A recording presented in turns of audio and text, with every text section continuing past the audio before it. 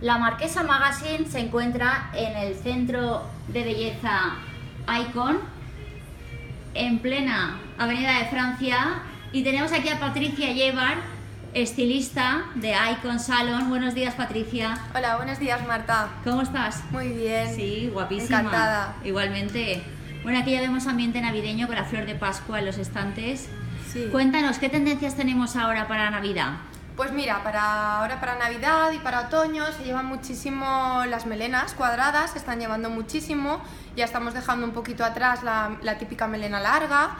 Se llevan tanto las melenas long bob, que es un bob un poquito más largo de delante, y sobre todo, tuyo? sí, por ejemplo, Precioso. melenas cuadradas también se están llevando mucho ahora, poco escalonadas y con un poco de movimiento en la punta, pero poco movimiento. Sí. En torno a los colores, también se están llevando los colores muy naturales, tonos dorados, que den un poco de luz, pero siempre con la sensación de tonos naturales y efecto un poco de raíz natural. Sí.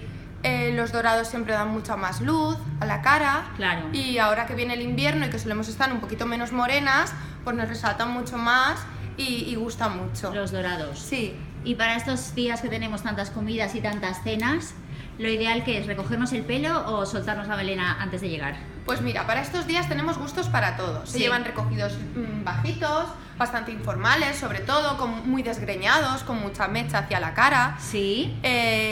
Y luego también se llevan las melenas con ondas rotas, no ondas marcadas. Antes se llevaba la onda muy marcada hasta la punta. Sí, como de primera comunión, ¿no? Exacto. Y ahora se lleva la onda rota, con la punta recta, que queda mucho más informal y más desenfadado. Mejor. Y da mucho, sobre todo los volúmenes también, se llevan bastante. Sí.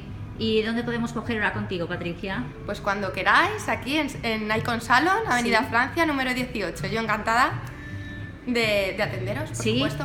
Fenomenal. Muchas gracias, Patricia. Gracias Feliz a ti, Navidad. Marta. Igualmente, feliz Navidad. Gracias. Gracias.